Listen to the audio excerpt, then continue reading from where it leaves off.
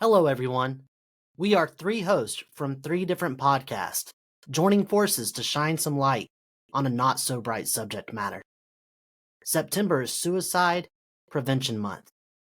Suicide is a growing epidemic in the United States. The statistics are very alarming, and this is why we are breaking from our typical formats to discuss suicide from a very vulnerable place. If you or someone you love is struggling with suicidal thoughts or depression and need to speak with someone, please call 988. This allows you to speak with a professional about how you feel with no judgment. Before beginning the conversation, we want to issue a trigger warning. This episode will discuss suicide, suicidal ideations, and depression. If you or a loved one needs help, please dial 988. Well, welcome, Robert. Welcome, Candice. How are y'all doing? Good. Thanks for having us. Yeah, this is crazy to see you both together. You're two of my favorite people, and now we're all, I would say in one room, but I guess one format. We're all over the country right now, so it's kind of cool to hear from different parts of the United States, but also around a subject that the whole United States deals with on the regular. Yeah. And I've talked to you, Candice, on one-on-one. I've talked to you, Robert, one-on-one, and all three of us have podcasts. All three of us are hosts, so it's gonna be interesting to kind of all talk over each other tonight. But it's just gonna be a cool conversation to say that even though this isn't what we typically do on any of our podcasts, I think it's an awesome opportunity to use our platforms to say, hey, listen, if you are struggling with this, just know you're not alone. And for me, that was one of the reasons that led me down my path of depression, but also suicide as a whole, was because I thought I was alone. For me, it was years ago. I'd gone to jail, and I thought going to jail was a death sentence for me. I thought there was no more reason to live. And I tried taking my life. I took the sheet, I put it around my neck, I tried to cut off my airwaves, and I begged God. I said, God, if you love me, you will not want me to be in pain anymore either. So please end this. And when he did not do so, I was so angry with him. And then this may sound weird, but I was angry with myself. I was like, I can't even do this right, And I remember struggling with that process and struggling with these thoughts. And the craziest part of it all is suicide is still the number one killer inside prisons today. And I know you may think it's shanking, but it's not. It's suicide. But I'll say this is that I kind of know why. One is because of hopelessness, but also two, we've kind of created this conversation around suicide as being so taboo that when you talk about it, everyone wants to go, oh, you feel this way, let's do something. And a lot of times what they're doing is something wild. Like in prison, they'll take you to this room, this glass box, so they can monitor you 24/7. They strip you naked. They put you in this thing called a turtle suit. It's just like a flap on your front, a flap on your back, and that's it. It's all you're wearing. And so it's like if you didn't want to die, now you do, and that's no joke. That's true. It's serious stuff. And so I saw so many people struggling, but refused to say anything about it because they knew if they said something, there was punishment in a weird way, punishment just for speaking out about your feelings. So this podcast for Inside Out, and this podcast will actually be streaming on over 800,000 people's tablets inside prison. And, for the one listening to this now, I can say, I don't want to say I understand, but I can empathize and say, listen, I remember those moments where you're afraid to say anything. And if you're afraid to talk to an officer, there are still other outlets, and we'll put those in the show notes as well for you. But Robert, what about you? I know you've had some struggle in the past. Yeah, I've always recognized that, like, a lot of times the thought that goes through your mind is like, how did I get here? Like, how did I get to this space? Because, as I've shared before, there was a time where I didn't understand how a person even could consider that. Like, what would make you want to do that? Like, and I had a lot of the thoughts that people hear when they even think about it, like, oh, that's selfish, or oh, you're dead wrong for thinking like that, or oh, think about everybody else that cares about you. What about them? And you know, from that side of the coin, I used to think like them until I found myself there, and I'm like, all of those thoughts were totally invalidating to where I was at and how I Yeah. felt. Because, I know the first thing that I actually had somebody ask me about, like honestly, last week was like, how do you even approach that conversation when most people are quick to say, but what about everybody who cares about you? Isn't that a selfish Right. thought? Yeah. And my first thing to them was that know that before you can think about anybody else, you have to consider yourself and where you're at, because not enough people say, hey, how are you doing? And it's less about like how are they going to do, but what about you? It would be inhumane, and I feel like invalidating to skip over you, to say, but what about you? Like, what Right. about you? Because I don't feel like people choose to want to be in this space. I feel like a lot of time life kind of pushes you into a space that you knew things were kind of heavy, you knew things were overwhelming, but then you also find yourself to where the overwhelming has just become too much. Yeah. And you a lot of times start to believe that people would be better off without you here. You start to believe the lies that like life would be a lot better if you weren't here, for everybody that has to look at you as a burden. Yeah. And so yeah, it becomes really heavy. Like how you would normally think is not how you're thinking now. And and it really does become heavy on a person. And the last thing they need to hear is like, what about everybody else? And it's like, I'm the one drowning right Yeah. now. Does Yeah. anybody see me? Is anybody going to throw out a life preserver to me, or should I just focus on everybody else as I go under? That's good. And I just think that's something that's truly important when you are in those spaces, as I have been.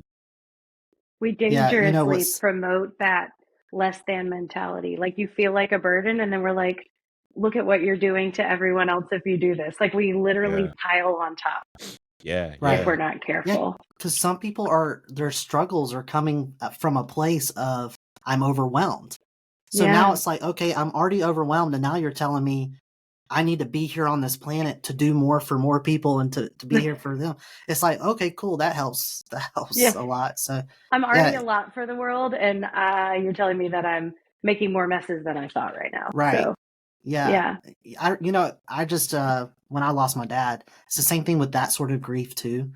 Everyone wants to say something, but I'm Mm, like, oh, like I would hear it so much, and I'm like, please, just you're don't stop, quote unquote, helping by saying what you're saying, because they yeah. don't understand, and so they're trying to give a verse, they're trying to give an encouragement of sorts to you, but they don't know where you're at, like they're not in your head, and so it's hard for them to truly say the right thing. A lot of times, I don't know about for you, Robert, but for me, it was I just needed to, one, vent. I needed someone to vent to, Yeah. but I also needed for someone to look at me and say, you know what? What you're going through sucks. To say that to me and be like, yeah, thank you. Thank you for yeah, that validation. But it's yeah, like, it I yeah, makes always tell sense. people, oh, sorry, Noah. No, go ahead. We're all gonna talk over each other. We just need to make it okay, but I'm feeling Right. super guilty every time I do it. I always tell people, because I don't think we talk about it enough, what you just said, like the Psalms of David, where he's completely wrecked and just done. mm, We need to yeah, share that with people more. Because Yeah. when they read scripture for the first time, if you're a new believer and you're in the fire and you don't know that exists biblically, you yeah, feel like something's wrong with you, and that no Right. one in the Bible who had God ever felt that way. And it yeah, Yeah. just couldn't be further from the truth. And I I feel exactly like y'all do. In 2020. I went through what I call my Christian existential crisis. I was diagnosed with cancer I had a kid starting kindergarten, first grade, and college, and Wow. it was the pandemic, and we had to completely quarantine as a house. So we went to like 2 days of kindergarten, and then everybody had to quarantine, and it was all my fault because I had surgeries and treatments coming. And after that, I was pronounced healthy, and I remember calling one of the pastors I know and saying, I'm healthy. I got the results. It was like a straight miracle too. Like, so, there's no explanation medically for what happened, and it's a miracle. And I Wow. remember calling him, and he's like, "Are you calling me because you don't know why you're not happy? You like don't understand why you're not happy?" And I was like, "Yeah, I'm like frustrated by the whole thing, and I don't understand it." It was like that ecclesiastical, like it all means nothing. I hit the enigma point, I guess, the Yeah. wall. And I think for some of us, it means wanting to be done with this world. And for some of us, it's an absolute fear of being done with this world and that end ever coming, even though it comes for us all. But that is a tension we should all be open to talking about because it's real Right. for every single one of us. Yeah. Yeah. One of the I things go ahead, Robert. I was about to say, I noticed that as she was talking, I thought about how hard it can be even in the body of Christ to admit that like you're feeling these feelings and Yeah. and knowing that people sometimes believe that as a believer, you shouldn't have these thoughts. You shouldn't feel these Yeah. feelings. You should think about the powerful message we had the other day. Like, did that encourage you? And the one thing I always go to is I think about Elijah, and I think about how like right off a huge victory, like, I mean, I'm talking about like he just won the full championship on top of that mountain when God sent fire down from heaven and not only hit the altar, but I mean it slayed everybody there. And Yeah. he like rubbed their noses in it. Like he had a I lot mean, of energy in he it. was up there Yeah. talking big Yeah. smack. Yeah. And I mean, he was then like after that, champion. Yeah. yeah. And think about what happened immediately after that. Immediately after that, he spent time sitting there running in fear and had suicidal ideations of, God, why don't you just take me? And for Yeah. a lot of us, we even listen to that like, hey, like how do you just have experienced that and now you're running in fear and you want God to just end your life? Right. Like how did you get there? So for even us, we're like, bro, come on. Like, did you just witness what happened? Yeah. How did you get there? Yeah. I actually wrote down the same exact thing. I'm looking at my notes right here because I wrote down how 1 Kings 19 verse 5 says that after all of this, what you just talked about, he ran, and he goes up to the mountain. And it says in verse 5 that he had a lack of appetite. And anyone who struggled with depression knows that feeling of lack of appetite. Then it says verses 3-5 and then 10 shows that Elijah cried out, as you just mentioned, wanting to die. And then verses 6 and 9 show unnatural amounts of sleep. And that's my first thing. Curl up, fetal position, let's go. Let's forget the world and just watch some of The Office and forget everything else exists. That's me in a nutshell. And so, but I'm right. I wrote down, it's crazy that we see him go from bold and courage, like boldness and courage, to then what the world would define as weak. Yep. In one chapter. Not saying that he was weak for having those thoughts, but it's how the world would see it, right? As well. He's bold. Dude, he went up against all these people, and now he's weak. How can that coexist in a human? And it shows me that it's not about strength or weakness when it comes to depression, but it's more of a conversation around we have this conflicting battle in our brains for sometimes good versus evil, sometimes just greatness versus weakness, and many other examples, right, of this ongoing battle in our joy and whatever you want to say the opposite of joy is, whether it's fear at times, whether it's, I mean, the list is endless of the opposite I love that of joy. you didn't want to pick a specific word and get it wrong. That was great. Yeah. There's, I was like, I need a antonym real quick for joy. But so it's like, that's funny that you said that though, and I think that it comes back to, Candice, what you just said about the church does this, and it's almost like a taboo word to say depression. for me, Yeah. I grew up Southern Baptist, and so to me, depression was what hidden sin have you not dealt with? Mm, That's how the church treated it growing yeah. up. If you Yeah. have depression, it's a hidden sin. I know other people who would mention depression, and it was more of flee from him, devil. Like he was Yeah. possessed for having these thoughts. And what I've seen is I think the church does a great job at, at fixing this white picket fence. Meanwhile, inside, there's black mold growing. We're not fixing interior at all. Yeah. And what happens is the V word of vulnerability has to take place. And Sure. for someone listening to this, it's okay to go to church on Sunday. And when someone asks you, how you doing, man? What's up? It's okay to say, I'm not doing well, but you can pray That's for right. me. Now, Yeah. there's a difference between vulnerability and vomiting. Like you don't have to sit there and vomit your whole life story to somebody, especially somebody that's not in your inner circle, but you can ask them to pray for you without going into some sort of vomit of the whole details. What are Yeah. your thoughts on that? I would say that, I think that a lot of times people experience other people, as we talked about earlier, who have never actually experienced or walked down this path. And so sometimes they don't know how to respond to what you're going through. And that goes for the church as well. I mean, honestly, I feel like that's where a lot of people have gone and realized that, wait, these people don't have any experience with depression. Mm, Yeah, These people don't have any experience with mental health.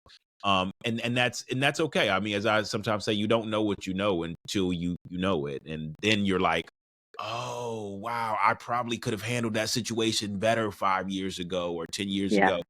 ago. And so I believe that when you step into spaces, know and have grace to know that there are some people that just won't understand this. yeah, And that doesn't mean that there's something wrong with you. It simply could just mean that there's not enough knowledge in maybe in this community or amongst these people that will really be able to benefit you for this time. That doesn't make them bad people. That just means that they haven't experienced it, just like you hadn't experienced it at one time. At one time, you were kind of just looking at it from the outside, like, "Oh man, I wonder what that's like." And now you're here, and Yeah. you have an experience that others can't say, well, yeah, I've experienced that before. So be mindful of that. Know that just because people don't know how to approach it doesn't mean or make them bad people or doesn't make them safe for it. It just could be that they may learn through your experience from yeah. a That's good. sitting position. So I Yeah, love that you said that, because I think that is a struggle when people come in, and having been on the ministry side, the secular side, and dealt with kind of everything in between. Um, Sometimes when you get to that place of desperation, you're looking for the first person that's just listening and genuinely meaning that they care. But that doesn't necessarily mean it's the best person that can help you with this specific thing. If they, to your point, if they've never experienced it, it's not something you can explain. I remember being the person that was like, the person that kind of thought, well, if you're depressed or you're anxious, like, just stop worrying, yeah, until it was me. Until it was me. And then everything was falling apart, even though nothing was falling apart. right. Um, and so if you find yourself in that situation and you ask someone who to talk to, don't give up. If they don't know who the resources are, find the next person who can at least point you somewhere. Likewise, if you don't have any experience and someone comes to you, I think sometimes we do the opposite thing and we think we can be supportive when really we do not have the expertise or the Yeah, knowledge to be helpful in that situation. And we need to be bold enough, especially in vocational ministry, to say, I'm not the expert, but I'm not giving up on you. And where I can care for you is I can pray for you and I can care for you, but I'm going to help you find someone.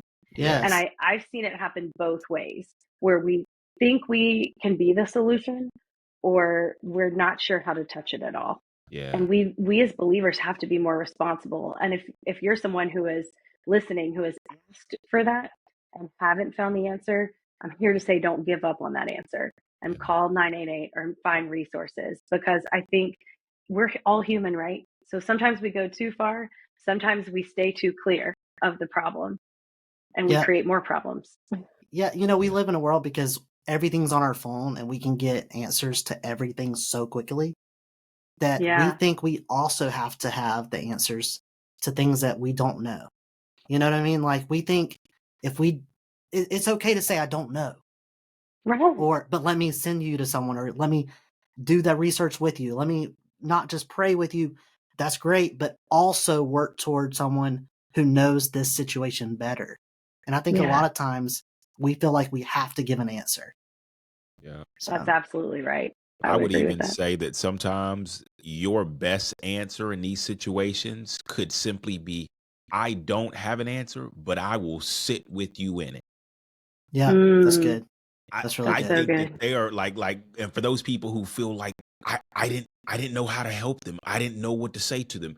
I think sometimes the best way to sit with the person in this is to say, I don't have any answers, but I'll sit with you through this storm. I'll sit with you. If you want me just to come over and sit there and you just want to keep the TV on and we just sit there and watch a movie together. If you just want to sit there and we read books together, I will come and sit with you in what may seem like a storm to you, but to me, and it doesn't matter how it seems to me, but what may seem like a storm, it's better to weather the storm with somebody sitting beside you in silence than to sit there in your own thoughts and wonder, am I alone in this? Yeah. That's so good. I think that's just for those people who want to help somebody, but I don't understand this. Yeah. That's okay. I think that's okay. My platform has become, with this podcast, is a lot of inside out. So it's people inside, but also their loved ones on the outside. And I think we're already in that realm of inside out. I see people all the time who are on the outside going, I don't know how to help my son or my daughter because I don't know what they're going through. And it's like, sometimes just show up, love them, let them know that you love them, but don't try to say the right thing or do the right thing. Just be there for them. Let them know that your presence is sometimes the greatest gift for them in that situation. Sure. So, for me, now, listener, there are many ways that you can find help. You have to find what works for you, and so we're not going to talk tonight about do these 10 easy steps and you'll be free from this and you can move on and have a happy life. No, this is not what this is. Yeah, if only. Right. But for me, I'll say what works for me and then y'all can talk about yours. For me, something I have to do all the time is my mind wanders. And so what I have to tell myself and the enemy a lot of times, not today. I just have to cut it off before it can happen. When those thoughts start to rush and consume me, I have to say, not today. And one verse for me that I hold on to is found in Micah. And it says, do not gloat over me, my enemy. Though I have fallen, I will rise. And though it is dark, the Lord is my light. And that verse gives me, especially that dark part, because it's saying, though it is dark now, I know light is coming. And I have to tell myself when I find myself in the darkness that, hey, the darkness is only for a certain amount of time. Before long, it'll let up. And that's what works for me. Now, that doesn't work for everybody. What's something that may work for you? That's good. I'm gonna let you go first, Candice. Okay. We were both looking at each other like, who's gonna go? I find that I am so typical. My biggest attacks mentally happen in the middle of the night. And I'll wake up and I just know that it's not a good space, a good headspace. And those things are fewer and further in between the more work I do. But I really find that really going to a couple of scriptures in those moments. I remember I did a word fast a couple of years ago, and I just read scripture. I didn't watch the news, I didn't read the newspaper, just to kind of get to a better headspace and only fill myself with the living word. And there's the verse in Hebrews that, you're surrounded by a great crowd of witnesses. I remember waking up in the night and being like, one of those crazy thoughts you capture where it's like, what if what I believe isn't right? And as a pastor, that's like not okay to say, right? That's not okay to say, but it's a real thing. Like in the middle of the night, you have these wrestles. The more you study and the more you learn, there's a tension there of like, I've chosen to believe this. I do believe it. But under an attack in the middle of the night at 2 a.m., you have these like thoughts you have to capture, these intrusive thoughts. And I remember at my worst point, waking up at like 2 a.m. and thinking that, and like opening my phone and being like, I'm just going to open my phone and read whatever scripture I get to first. And that was what I read. Wow. And it was just like God telling me, like, all of heaven, I am here with you, and I am as real as it comes. And it was just in that moment that it gave me peace. So I always go back to that. But I also find that those healthy routines matter so much. There was a reel going around for a while that was like, I'm going on a stupid walk for my stupid mental health. And like, I'm that person that is going on a stupid walk for my stupid mental health in the morning, because it does help me. To your point, Noah, clearing my head is something I have to work on. Meditation, I have to work on those things. And so that stupid walk in the morning where I walk by the lake and the sun is rising just reminds me of how small I am and how simple life really is when we boil it down. So there's that as well as devotional time. And I can tell a difference in my mentality and my spiritual health, but also in those seasons, and I think we don't say this enough, you need professional mental support sometimes. Preach. And you should absolutely do that. And sometimes that means medication as well. And all of those things are healthy choices that sometimes we don't talk about. But the truth is, even an atheist has a spiritual component to their psychological health. So we should be working on all three, just like everyone else in the world should. Yeah. That's good. That's really good. That's really good. Yeah. Wow. I like that because I do think that it's like, if I'm relying on a counselor, psychologist, psychiatrist, it's like you're giving up on, it's that mindset. It's not really the truth. It's that mindset of like, you're giving up on the church telling you what to do, or like scripture telling you what to do. It's like, no. Like there's a reason for it all to connect. It's not bad to lean on someone that we're so knows. human. We want to put all of our eggs in whichever basket we think will make the fastest. Yeah. And it really takes all of it. It's a long game. My favorite author ever, Mark Batterson, he says all the time, he says, all ologies point to theology.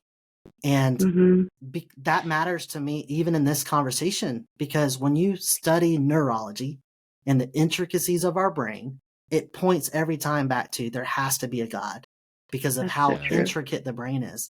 And so with that mindset of ologies point to theology, it's like, it's okay to discuss neurological issues with your doctor, with the counselor, because it still points back to the one who created the brain in the beginning.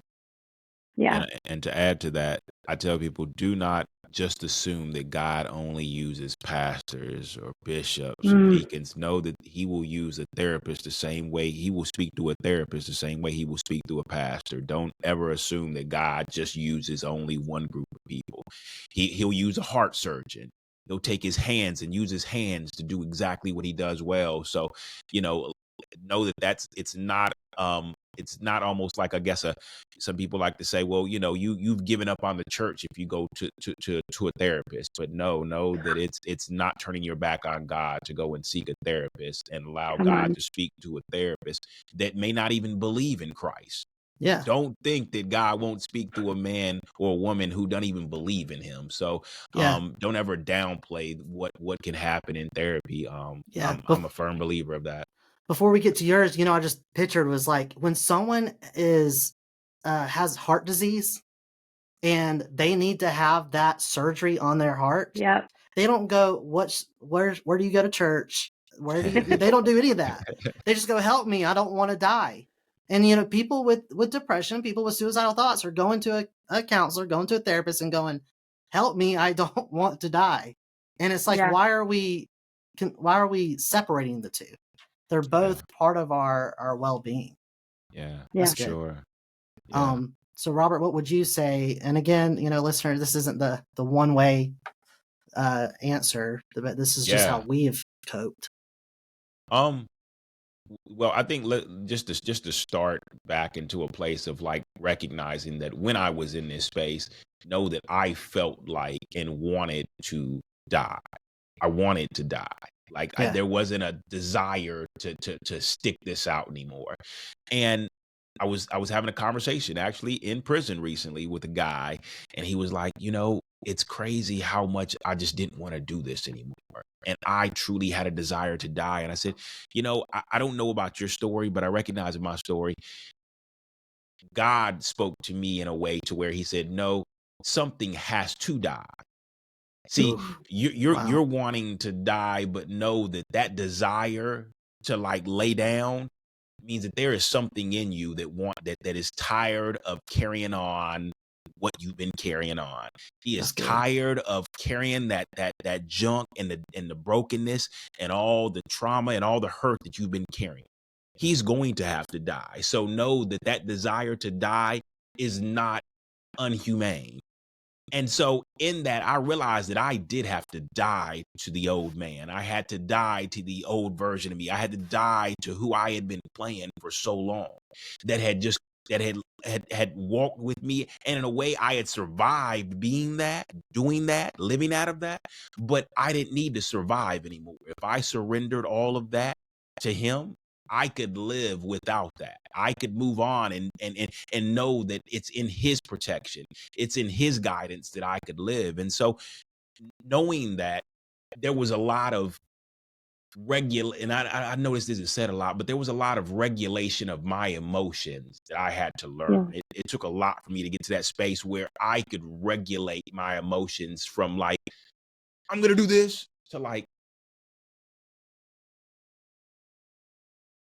okay, let me calm down. Let me slow down. Let me think about why I feel so heavy about this right now.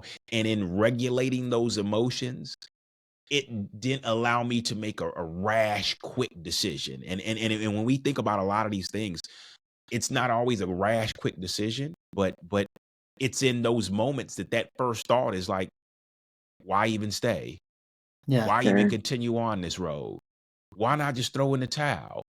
And there is no regulation in those emotions when you just give into that. So, I'm big on saying we've got to learn to regulate our emotions. Right. And in regulating your emotions, there is nothing wrong with turning to the word to see what God has to say about where you're at. And one of the verses that really this really spoke to me, because as a man, I recognize that our desire is not to look weak. Like, I don't want to look like I don't have it together, especially as a family man, especially as a father, especially as a leader. You don't ever want to look weak to those around you. So even when you're going through something, you're going to stand up with your back straight, and you're going to stand up with your head high, and you're going to push through it for everyone who's watching. But the second you get out of the limelight, you realize that, man, I've emotionally been lying to these people. And I feel it now. Now I'm having to sit with that. And so one of the scriptures that has really been one that I've carried with me is 2 Corinthians 12:9, which is, but he said to me, my grace is sufficient for you, for my power is made perfect in weakness. That's good. Therefore, I will boast all the more gladly about my weakness, so that Christ's power may rest on me. That's good. When you feel powerless, when you feel like there is no control, who can still be in that storm with you, who has control over that when you have no control, when you feel like you've lost all control? I think there is that moment where you have to recognize, I can't do it anymore.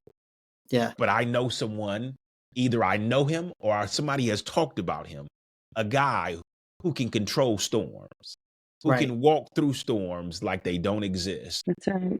Who's familiar with our storms. This is not new to him. He has experienced it in a human body, just like us. And know that I can go to him for the strength in my weakness. I can sit in my weakness, be vulnerable in my weakness, and know that I can trust him no matter what's going on. That's I so think good. that was a huge component of just pulling, not just pulling through, but dying to who I had been, to see who he is through me. That was a huge component. That part in scripture where Jesus walks on water up to the disciples who were in the midst of storms. Yeah. I always assumed Jesus is on the scene, so the storm was still. And that wasn't the case. In fact, it was when Peter walked out on water, we see that the winds and waves around him crashing threw Peter off, and he began to sink.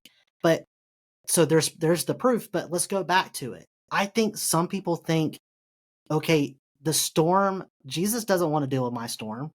He doesn't want to be in my battle. And I feel guilty putting him there. And so it's like, he'll show up when the storm ceases. And it's like, no. He'll walk up in the midst of the storm. He'll meet you in the midst of the storm, and he'll ride out the wave surfer style. Like, y'all do it together. You can ride the wave, do your thing. I was going to name a surfer, but I don't know any. So I'll just say surfer. That gives a great visual, just to be clear. There you go. That was like an epic visual aid. But I think it's so important to know that. This may sound so weird, but I'll put it this way. When I was in jail, I kept remembering, oh, Jesus is always with me. And so one night when I was really struggling, I was going like, I hate that I'm here. And then I remember crying out to Jesus going, I'm sorry that I put you here. Does that sound weird? But I was like, you're here because I'm here. And so it was that I had come to terms with the fact that Jesus will never leave me nor forsake me. I'd come to terms with that part.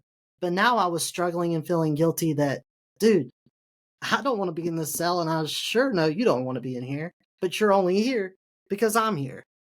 But then I had to understand that it was more of kind of like that father mentality of going, I don't care where you are as long as I'm with you. Yeah. Amen. So that's how it was for me. But yeah, they show up in the storm, and something you said, Robert, made me think back to Elijah. And you know what my biggest coping, and y'all are my therapist for tonight, so here we go. Let's talk about it. But one of my biggest go ahead. I was like, this is a weak set over here. It's all Holy Spirit. There you go. I don't know about Robert, but I'm like, oh. Yeah. I don't ask me for advice, but no. So for me, coping was always, and still is ironically silence. Like, I was engaged, we were going to get married, everything, life was perfect. Here I am, I'm riding the fun wave of greatness. And then all of a sudden, whoosh, tsunami attacked me again. Chaos approached. Here I am. I'm in this house that we bought together to build our lives. And here I am alone. So the first thing I do when I get home, TV.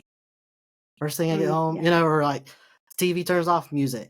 And honestly, even if commercial, I don't even want to pay attention to the commercial. I'm like, phone, YouTube. And then I realized, isn't it crazy to think that my coping is I don't want to be alone in the silence and deal with my thoughts. Yet Elijah, who ran and was dealing with depression, as we talked about earlier in this conversation, and he shows up on the mountain in 1 Kings, and we see that God showed up, but he wasn't in the earthquake. Right. He wasn't in the fire. He was in the gentle whisper. And so I've had to learn that it's okay to sit in silence. I've had to learn that the hard way. But it's crazy to think how it all connects. And I think there's something about knowing that and having that conversation with yourself and not sounding creepy. I don't mean sitting, in Chick-fil-A talking to yourself. That'll get you a one-way ticket out of there. But me. There you go. Yeah, I knew that Chick-fil-A or Zaxby's were going to come up in this conversation, so I made a side bet. There you go. You knew I would mention food. There you go. That is so funny. Gosh, that is so funny. You weren't going to vote for Zaxby's anymore, Noah. You were offending too many Christians. Yeah, I know. And that's why I went with Chick-fil-A in that reference. And now here I am. Gosh, as you can tell, I'm always wanting food. Side note, for real though, when I got out of prison, I would tell people, like people go to college and get the freshman 15. I got that freedom 15 when I got out. I was like, I want food. I don't want noodles. Oh man, I love it. Good food. So But no, I was going to say it's crazy you said that about the silence thing, because that is one way now that I gauge where I am. ooh, Like if I'm in a good place, or because with my thing, I'm like, I think we're all pretty driven, probably everyone on this call. I don't yeah, think any of us are just chilling. So when you're driven, one thing that I find is I'll fill my schedule, but my new gauge for myself since I started doing that work back in 2020 is, am I okay alone with nothing wow, on?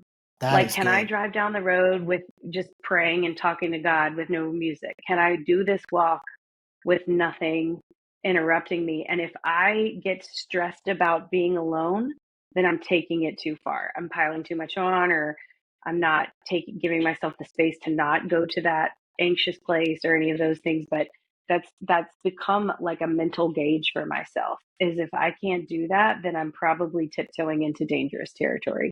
Wow, that is me in a nutshell. You just defined it in a way that I've not heard it for myself yet, and I needed to hear that. So thank you. That's yeah. awesome. I'm gonna start doing that because that truly is me. The more I turn Yeah. on, the more I got going on up here in my brain. Yeah. And so it's like, yeah, that'll be a good gauge to see what's going on. That's good stuff. Yeah. Wow. Yeah.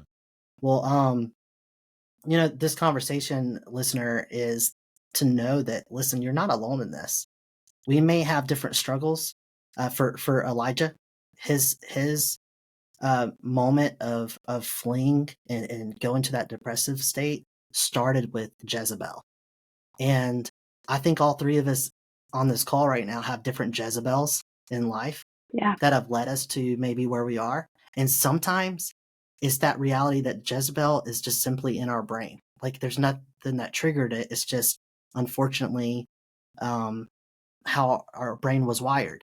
But I'll say it this way, even though our Jezebels look differently, it's that understanding that you're not alone in this. Our Jezebels may look differently, but you're not alone in this fight for a better day today, better day tomorrow, and joy in general. So that's good to know. And one other thing that I think all three of us, well, I don't think, I know for sure that we can all agree on, is sometimes we have to remind ourselves who we are, but also whose we are. And for you listener on this call, I want you to understand something, is that when when you're riding the wave and you fall in the water and you're drowning, you're gonna flail about looking for anything to grab a hold of. And this conversation tonight is to let you know that, hey, listen, if you're gonna grab a hold of anything to try to stay afloat, we hope it will be the word. We hope that that'll be one of the biggest things that'll keep you afloat, keep you your head above the water. And with that, for us, we know that it matters who we are and whose we are. Robert, we'll start with you. What's something you would tell somebody that is a good word that sticks with you, that God calls you? Ooh, good. Love that question. Um, I like to normally go with chosen. That's good. I am chosen. And in believing that I am chosen, that means I am chosen for something. And so whether I know what that is right now, or whether I am still trying to figure out what I'm chosen for, that means I have been designed, I have been created to do something.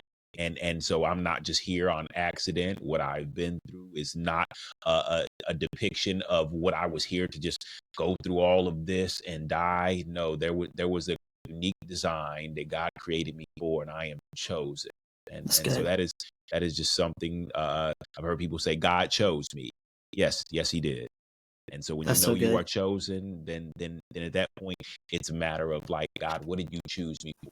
What did you call me for? What are you wanting me to do? How are you wanting me to do this? And so that requires a relationship. That requires you to get to know the person who designed you, who created you, who called you for such a time as this. So yeah, Right. that's I mine. love it. I love it. And I think in school I got picked last a lot. I was a little 4x4 kid, 4 foot tall, 4 foot wide. But it's good to know that he did not choose me last. He chose me. I was his first Yeah, Mm. choice. yeah, yeah, That's yeah. good. So A good. 4x4 kid. What am I talking about? I like it. 4x4. I Yeah. actually envisioned that. I was like, 4x4. He's a nice square. Yeah. Is that what you meant? I didn't know what you meant. Yeah, 4 foot tall, 4 foot wide. 4x4 kid. Uh, Just letting it ride, but I'm glad we broke it. There you go. Now you know why I talk about food so much. Now it all I kind of actually, because of the the whole Georgia thing, I envisioned like riding four-wheelers when 4x4 or like 4-wheeler. That's funny. I mean, South Carolina, I'm not that far removed. I don't know why Yeah. I acted like I was any different. sure. I know you're like judging me for living in 2 hours away from Neighbors. I mean, Yeah. well, That's funny. yes. I'm not judging. Oh, Jesus. And I was Okay, giving a well, word. there you go. My word Yeah. was 4x4. What's your word? Not 4x4. I hate Well, using I one want word for to things. say something before you do that. Robert texted What? me earlier today because on Inside Out we talk about hope, help, and humor. And Robert texted Yeah. me and goes, I want to know how you're about to bring humor into For sure. 4x4. I actually 4x4. I sent him And like chicken. I sent him a dad joke that I said this is what I'll start off with, and he was like, Don't "No, do it now. yeah," he said, "Don't do it." So that's kind of this. Yeah, I had no idea I'd be talking about what we're talking about. But anyway, moving on.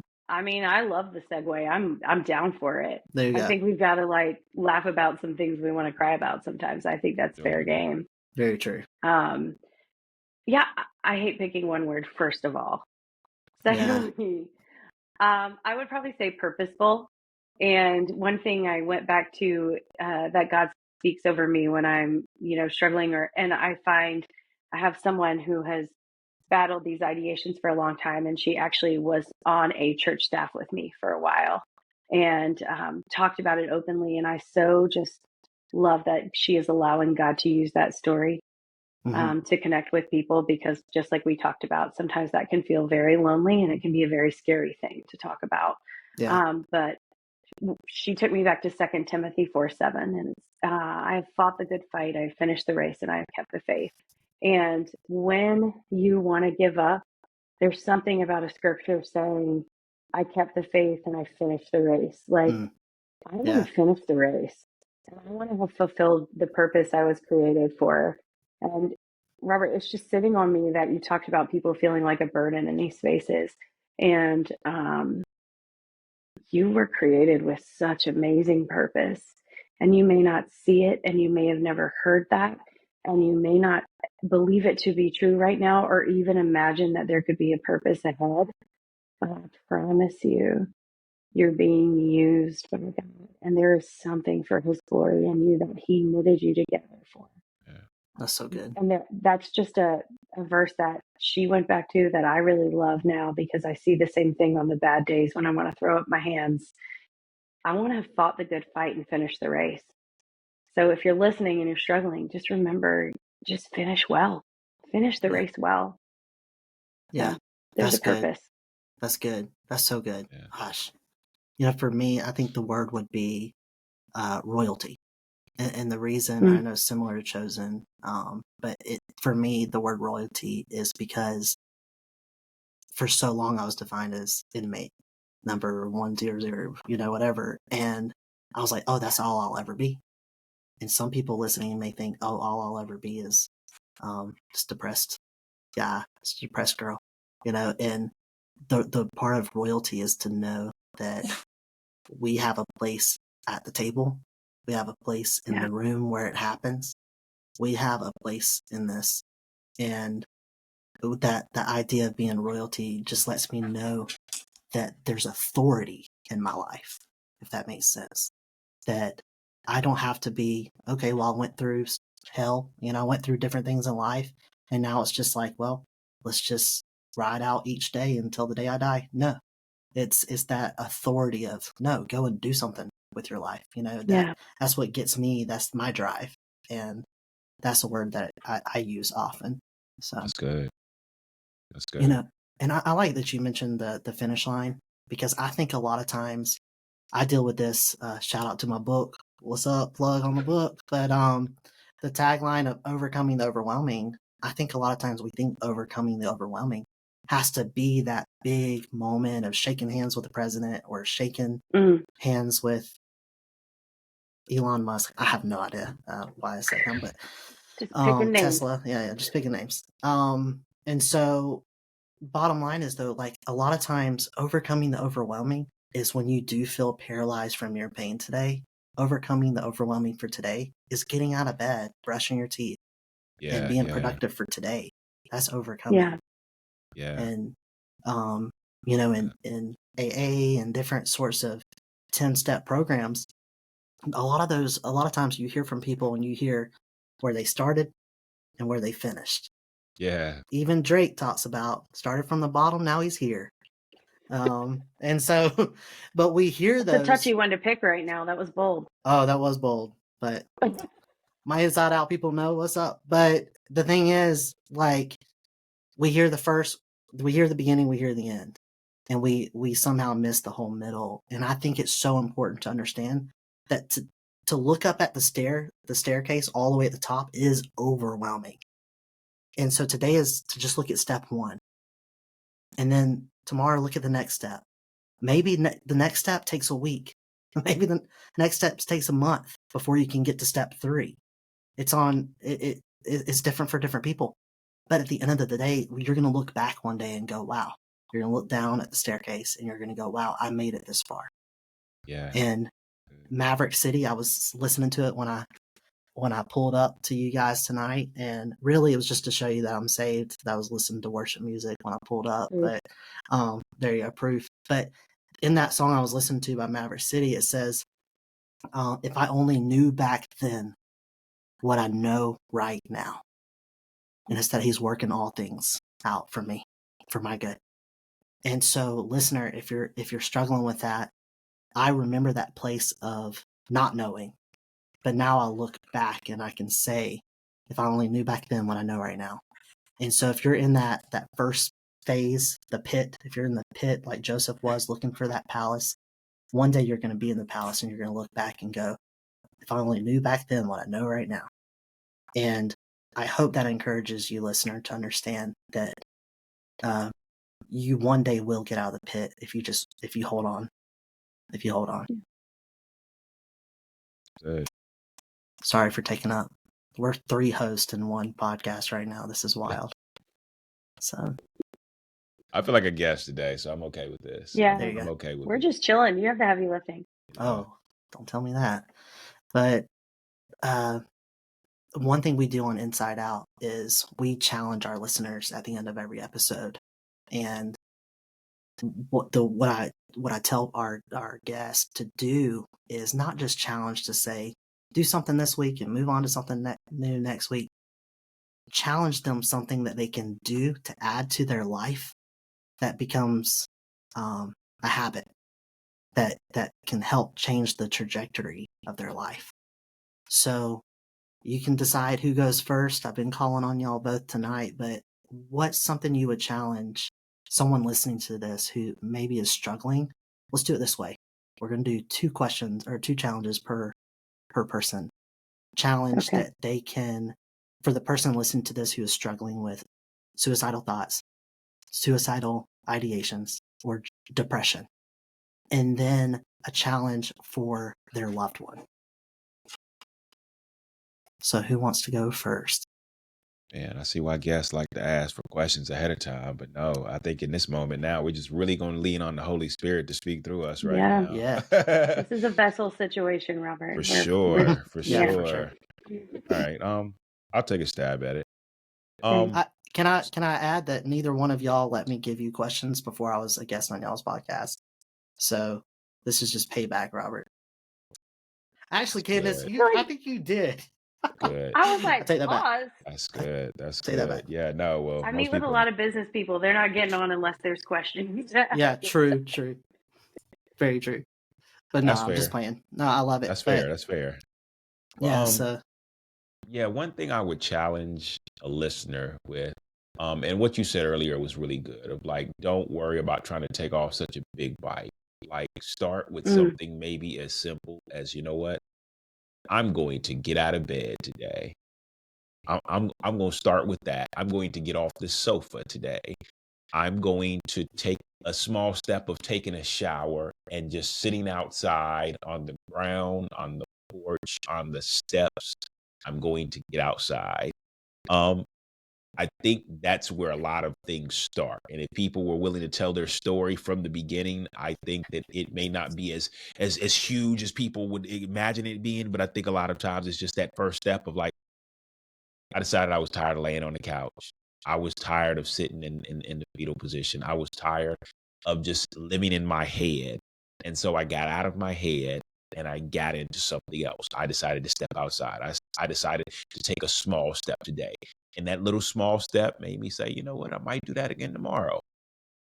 I That's might good. try that out. And lean into those uncomfortable spaces of like, I think God took me into some spaces that like I would not have imagined myself. But if I hadn't gone, he wouldn't have been able to speak to me in those spaces. He wouldn't have been Yeah. able to bring people around me.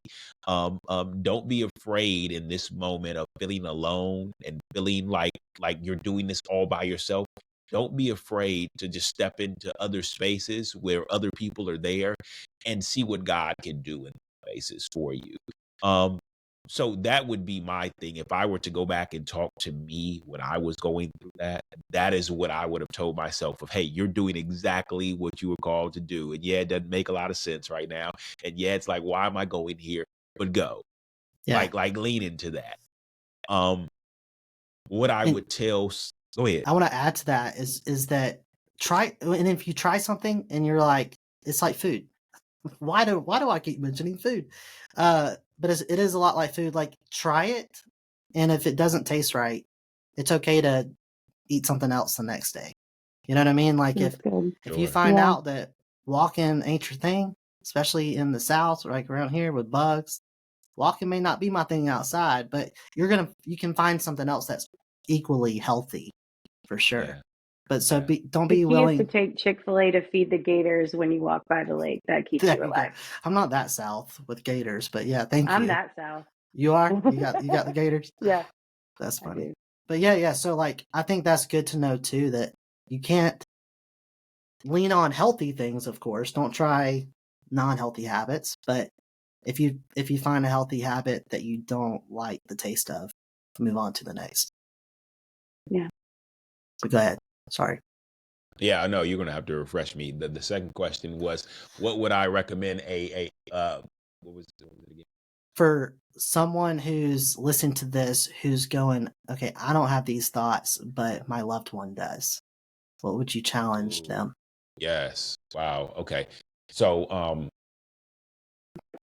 first, I would say whether you're used to praying, whether it's praying is a regular thing in your life, or whether this might be your first time ever praying, I would say have a conversation with God for that person.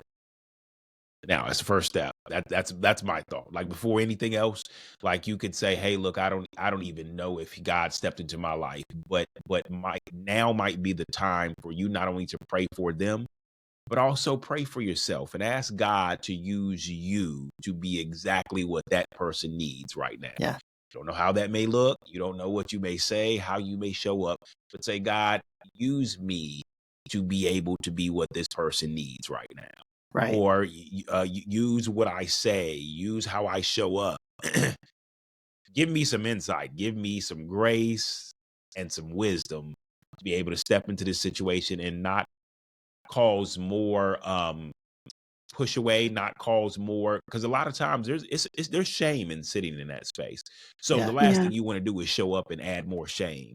So Sure. allow him to be able to work through you. Allow him to work through you, to be the hands and feet, and I like to add this, the ears of Jesus, because that is what that person may really need. They're not looking for you to step in and fix. They're not looking for you to step in and repair and yeah, advise. And no, they just need to be seen. They need to feel loved. They need to feel like they matter.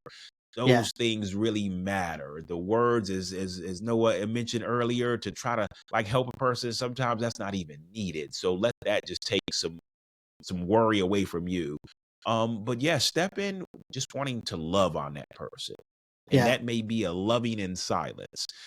Um, I think for me, I think those two steps, just the prayer for them and the prayer for yourself, I think those are two great starts to like I just think how that's you good. can show up.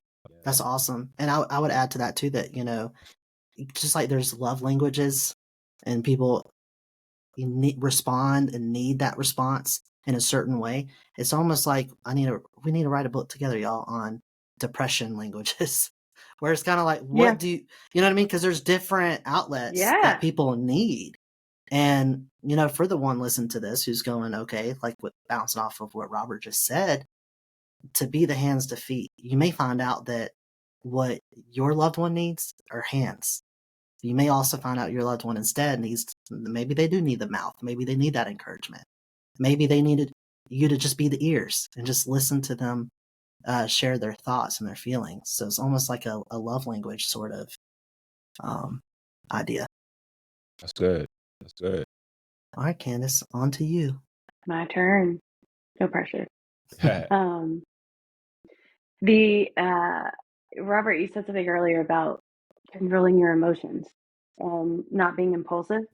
And I've wrestled with this when Noah reached out at a really unhealthy time for you to be awake, by the way. So go to bed earlier and get more sleep. Oops. When Noah reached out, I had no idea you were going to reach out about this, and it's not something I've really spoken on a lot in the past. I've done pastoral care and all those things for a while, but just a couple of days ago, I lost someone dear to me who chose to take their own life. So when Wow. Noah reached out, it was very much, I felt like Holy Spirit saying, we all need to pay attention to this more and make it okay. And I've spent the past few days caring for people involved in that Wow. situation. And everything about what happened points to it being an impulse decision. There was clear that this person had made future plans, that this person had done work. And it just, when you said that, Robert, about impulse control earlier and learning how to control those things, if I could encourage anyone that's in the pit right now, it's to sleep on it. Whatever's going on in your head that makes you want to give up, whatever step backwards you feel like you want to take, or where you want to run from, or whatever kind of vengeance against yourself or against someone else you're envisioning right now, or thinking about, or ideating on, pause for the impulse and think about it. And think about the truth that you know to be true, that you're a beautiful creation, and that there is more if you don't act on that. That's good. So That's really good. that's just something that has been fully in my face the past few days. And I think we've all made impulse decisions in our lives, but that we regret, or we learn hard lessons from. But to something like that you can't take back, just pause on the impulse. Yeah, Just sleep that's on really it. good. That's so good.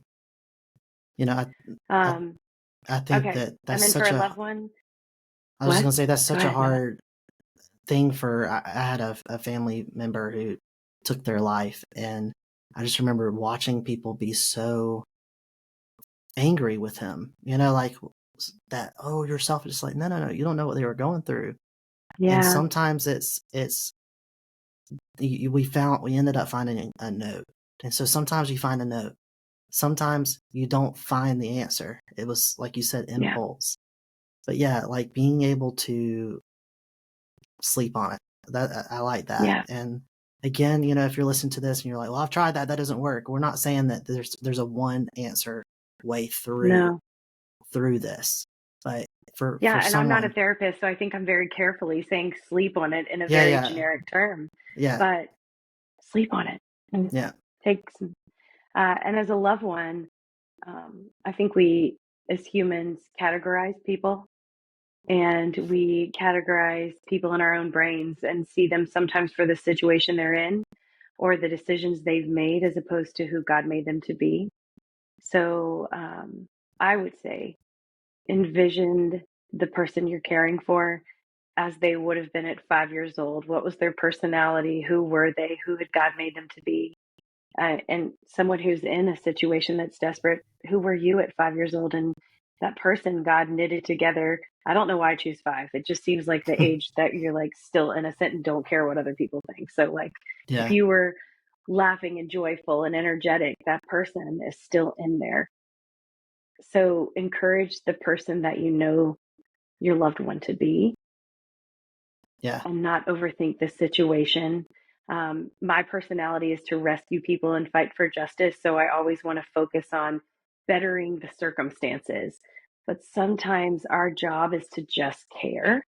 Yeah. And not fight for someone. Sometimes the way we fight best for someone is to, I think Robert kind of said it too, just to be with them in it and see them as a whole human and not the situation they're faced with.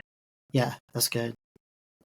For me, for a loved one listening to this, it's what we talked about earlier. It's okay to not have the right answer. And it's okay with kind of summing up with what you just said and what Robert said and what we've been talking about for the loved one. It's okay to reach out. It's okay to tell that person that you love, hey, I love you. I don't know what you need, what you want, or what I should do. I don't know.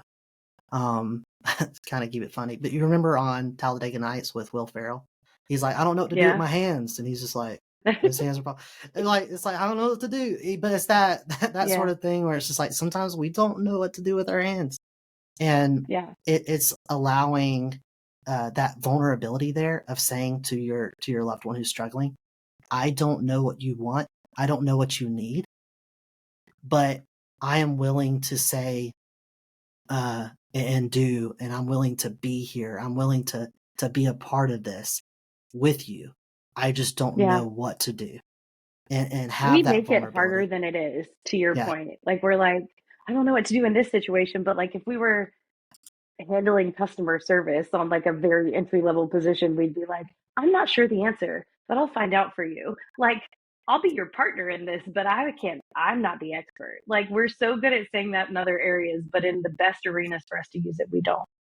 Yeah, that's so true. And, for the person listening to this who is going, I'm struggling and I am not willing yet to talk about it. I will say one thing for me to make it real was to talk about it. It's like it wasn't real yet until I was willing to state it for what it was. And so for you, where I just said I challenged the loved one, I'm doing this on purpose, or I just challenged the loved one to be vulnerable, I'm challenging you, the person who's struggling, to be vulnerable as well. And now you can, again, it goes back to what I said earlier, you don't have to be, you can be vulnerable without vomiting. You can have that vulnerability. You can be vulnerable at church on Sunday, and you can say, hey, I'm not good, and I do need your prayer. I do need your support. But you don't have to unload everything. You get to control the narrative, honestly. And so you get to be that part. And I think that's very, very crucial for healing, for making it up another step toward the finish line. There he is. Oh, there he is. Cool. What you doing over there? Can you see us? I am so sorry. Yeah. It's cool. Dude. You missed some really profound things. We were worried. We were gonna come find you. So this is what happens when you wake up an hour beforehand and you're sick and you're not feeling good and you forget to plug in your laptop, and so all of a sudden I'm sitting there and all of a sudden it was just like, oh no, boom, and I'm like, where's the cord? You know what's funny about that? First off, Riverside was gaslighting me. Riverside's popping up on my computer saying, you need to fix your internet. You need to do this, this, and this to get Robert back in. It was gaslighting me. It was your computer. It was your fault. It was me. Wow. It was all me. And yeah, Yeah. Riverside will totally be like, your internet's not updated. You need to update Yeah. Chrome Yeah. again. Your microphone's not turned Exactly. up enough. Yes, You didn't have yeah. your head turned to the right way enough. You messed it up. It's Mhm. your fault. And I'm literally sitting here going, close tabs. I don't have any tabs open. This is the one tab. So yeah, I just got gaslighted by an internet program. Well, How the cool beauty is of that? The best part is Robert could have come back and been like, Noah, you did this Yeah. what is Yeah. wrong? You could have totally blamed me for it. Well, the beauty of Riverside is that you can, and I'm sure your editors know this. The beauty of Riverside is that it still pulls everything back together. Now Yes. it's going to be fun for your editors. Oh, trust and believe, it's going to be Mhm. fun for your editor. But at the same token, though, don't worry. Like everything's still there. Like what y'all talked about, like it's just like my head didn't need to be Yeah. there. You could just go full screen. It just wasn't the same. It was probably the best thing, Candice, we've talked about this whole episode. So. I mean, it really was. It was profound, earth Yeah. shattering. This will be live later on for me to watch, so it's cool. I'm going to There you take go. notes then. I look forward to it. There you go. There you go. No, so bottom line is we all gave our challenges, and listener, again, it goes back. I can't stress this enough. There's no cookie cutter way through the storm, through the battle. And today, whenever you're listening to this, we just wanted to give some insight on, hey, we've been there. You're not alone, and here's an outlet for you to listen to and go back to, and hopefully find some good scripture references and good nuggets that talk about how we've been able to kind of live with it. I would say a lot of times with grief and depression alike, when you understand that a lot of times it's not something that you just overcome, it's something you learn that is a part of you. And when you accept that in a way, it's like, okay, when I walk, it walks, but I'm the one walking. I'm the one controlling the moves. And so it's accepting that it's in you as part of you, but not letting that be what defines you. As we've talked today, we've talked about what defines you is being chosen, living with purpose, being royalty. These are what defines you, not depression, not suicidal ideation. And so if you do need help, highly recommend. Where can they go, Robert? 8. What's the number? So yeah, it's very simple. It's not 911, but it's 988. And I would even throw out the beauty of 988 is that they don't reach out to law enforcement for you. So they don't you don't have to worry about somebody all of a sudden sending police to your house. No, it's a confidential call. It's a call where there's people just like you who are on the other end of the line that are able to meet you wherever you're at. So they're not looking for you to be somewhere else. They're not trying to drag you somewhere else. They're not trying to put you into like a special hospital. No, they want to meet you right where you're at, what you're going through, and they want to help you through whatever it may be that you're feeling at that moment. And the beauty of them is that you don't have to worry about it costing you a dime. You don't have to worry about, I don't have the money for it. No, it's free. So, I would definitely encourage people, especially someone who's sitting there and feels like they're all alone in all of this. I would say, listen, you're not alone. You're literally 3 numbers in your phone away from someone being on the other line, into the line that can speak to you. And if, I say don't ever downplay the fact that in my worst times, in my darkest time, God was on the other end of that line when I was sitting in that bed and I just didn't want to do this anymore. And he comforted me and he loved on me and he let me know that I matter and I felt seen and heard and truly loved, like not for what I've done, not for what I'm going to do or what I'm going to provide, but just love. So I think that's the beautiful part of all of this, that you do have options. You do have options, but the one thing we would much rather do, we'd much rather hear your story than somebody else tell your story. I like to say that a lot. I'd love to hear your story. So I'd good. love to hear from you. I'd love to speak to you. I don't want somebody else to have to tell me how great of a person you were, how loved you were. I want you to know that now. So I think that's important. That's really good. Come on. Yeah. You said something that 988 does. 988, right? 988. Something that 988 does is you call them, they answer, they meet you where you're at with no judgment. Yeah. And that's something we as believers understand too, is when we call Jesus, he answers the phone. There's no busy signal. There's no call waiting. He picks up. He doesn't decline and go, not this person again. He answers. He responds. He meets you where you're at. He gets in his vehicle. He drives on over. He's not sitting there going, it's too late for this call tonight. No, he'll meet you in your bedroom. He'll meet you in your prison cell. He'll meet you while you're getting chemo. He'll meet you at the funeral home. He'll meet you at the cemetery. He'll meet you wherever you are today, and wherever you find yourself struggling, he will meet you there. And that's very important to remember. Well, hey, listen, Robert, Candice, thank you both so much for being a part of this tonight. Let's talk about, Candice, you have Holy Business Podcast. It's something that not only reaches Christians, but it also reaches business owners and people in the business sector. Where can they go to find out more information about your pod? Holybusiness.org, or we stream wherever, and season 2 starts October week 1. Cool. But it's everything from leaders in the church to leaders in business. And everybody's just figuring it out and trying to lead like Jesus did. And no matter where you are, there's something to learn from. So sharing all the messes we make, and hopefully paying the dumb tax for some people along the way by sharing those stories. That's good. That's really good. I definitely pay my taxes. And I don't mean I know we all across the board. Yeah. Robert, where can people find God's glory? And say it for me. God's glory and men's real. It's a mouthful. God's glory and men's real stories. They told you you had 40 characters, and you're like, I'm using every single one. All of them. And I went beyond that. So like everything, they normally stop me right there, and I have to push it all together. But God's glory and men's real stories is really it's what we did here tonight. It's where we unpack the real stories. The stuff that we normally like, we like to give the fluff story. We like to give the impressive story. We like to give the story that people will look at and admire you.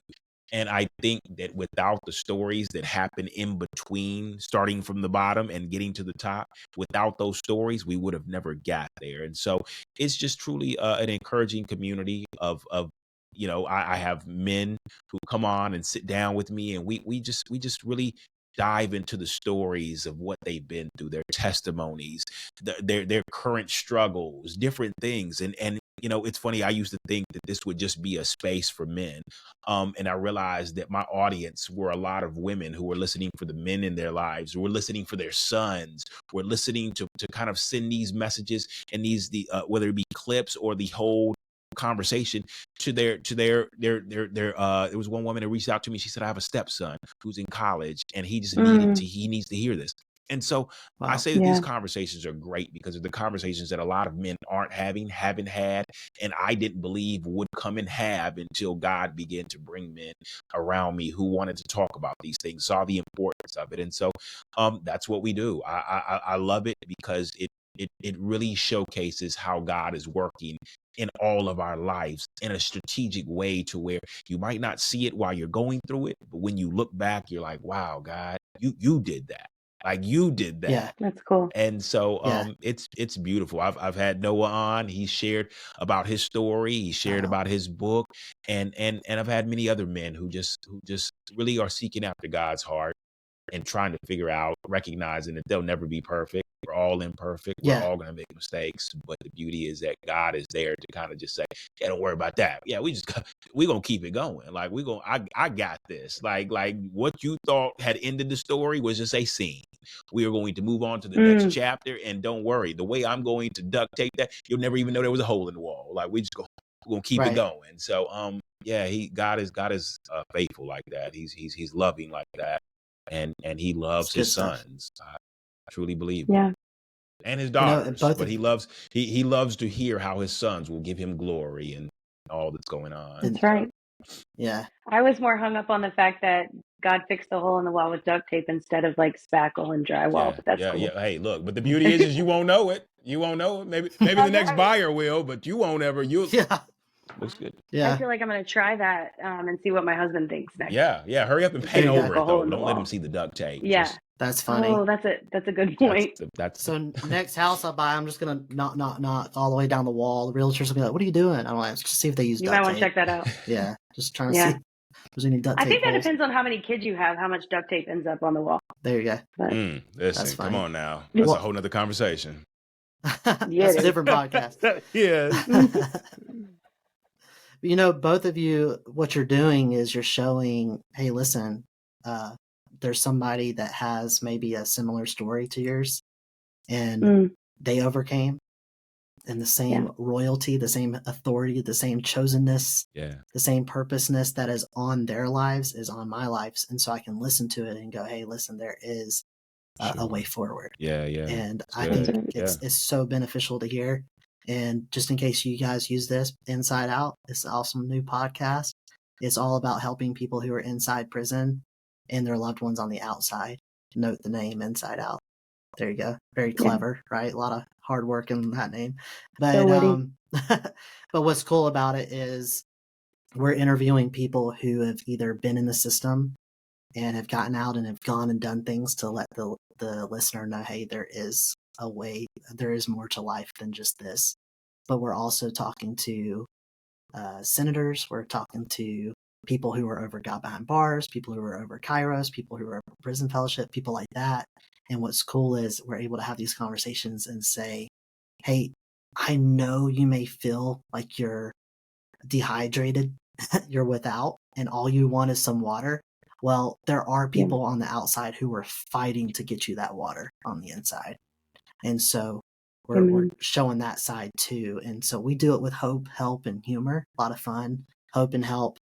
We do some challenges with the help part. We give some advice, but also the story of overcoming. That's the hope part. And then the humor part, we play games with our guests, Jimmy Fallon style, do a lot of fun, different games. I got one coming up with God Behind Bars. We're doing, is it Jesus or is it Chat GPT? So that'll be fun. I love it. And, I already love it. Yeah, a lot of fun, a lot of cool stuff, and just having a good time with it. I think a lot of times, especially in the prison world, we hear about, oh, the system's broken. And so I wanted something that was like, well, we're not going to focus on what's broken. We all know it's broken, but let's talk about how can we encourage and inspire and let these men and women behind bars know that they have worth, know who they are and whose they are. So that's what we're doing over at Inside Out. It's so good. Thank you both so much for coming on. It's been a great conversation about depression, suicide, suicidal ideations, but also for the loved one who's going, I don't know what to do for my loved one. And this has hopefully encouraged you, inspired you, and will leave you able to press forward to the finish line that we all have. So thank you so much both for coming on. Again, all the information about Candice and Robert and their podcast will be in the show notes, as well as all the information about Inside Out and the launch of Inside Out coming in October 2024. Very exciting. And thank you so much. Until next time.